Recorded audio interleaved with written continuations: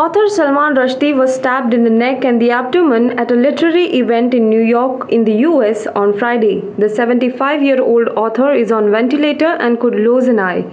Police have identified his attacker. The author's agent said that Salman Rushdie suffered severe nerves in an arm and damage to his liver and could lose an eye. The news is not good, Andrew Wiley, his agent, wrote in an email. Salman will likely lose one eye, the nerves in his arm were severed, and his liver was stabbed and damaged. New York State Police identified his attacker as Hadi Mathur, 24 years old, from New Jersey. The motive behind the attack remains unclear, officials said. Rushdie was repeatedly stabbed by Hadi Mathur, who rushed to the stage and attacked him. Henry Rees, the interviewer, also suffered a head injury in the attack. External Affairs Minister S. Jaishankar on Friday said that India-China relations cannot be normal unless border situation is, and added that if China disturbs the peace and tranquility in border areas, it will impact the relations further. We have maintained our position that if China disturbs the peace and tranquility in border areas, it will impact our relations. Our relationship is not normal. It cannot be normal as the border situation is not normal, External Affairs Minister S. Jaishankar said in Bengaluru on the India-China issue. Jaishankar also said that the big problem is the border situation and Indian military has been holding on to the ground. We have made substantial progress in pulling back from places where we were very close to the LOC, he said. Moreover, S. Jaishankar, while speaking on the Belt and Road Initiative, noted there was a violation of our territorial integrity and sovereignty, the fact that third country is doing things on sovereign Indian territory occupied by another country.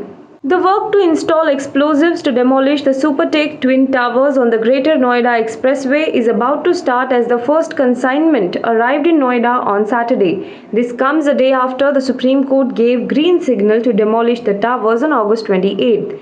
The explosives arrived in Noida from Haryana's Palwal under police protection. The explosives weighed around 325 kilograms. Earlier, officials said the explosives are kept at a facility in Palwal and they will be brought from there in regulated quantities every single day to demolish site in Sector 93A. The planned raising of the 40-story superstructure was ordered due to the violation of building bylaws. The Supreme Court ordered the demolition of the nearly 100-meter tall structure last year. For the demolition of the buildings, more than 3,500 kilograms of explosives will be filled in around 9,400 holes drilled in the columns and shears of the skeletal structure of the Twin Towers. The Department of Personnel and Training has reinstated controversial IAS officer Shah Faisal. He has been posted as Deputy Secretary in the Tourism Ministry. In April, the government accepted Shah Faisal's application for withdrawing his resignation and reinstated him in the service.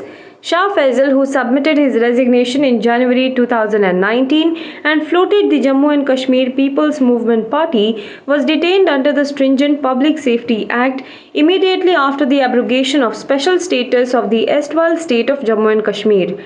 However, after his release, the doctor-turned-bureaucrat gave up on politics and started dropping hints of his willingness to rejoin government service. His resignation had not been accepted. Ahead of Independence Day, the Rashtriya Swayamsevak Sangh on Friday changed profile pictures of its social media accounts to the national flag from its traditional saffron flag. As the country is celebrating the Azadi Ka Amrit Mahotsav to mark 75 years of India's independence, Prime Minister Narendra Modi had urged people to put Tiranga as the profile picture of their social media accounts between August 2nd and 15th. The RSS, the political fountainhead of the ruling BJP, has been criticized by the Congress and the other opposition over its stand on the national flag.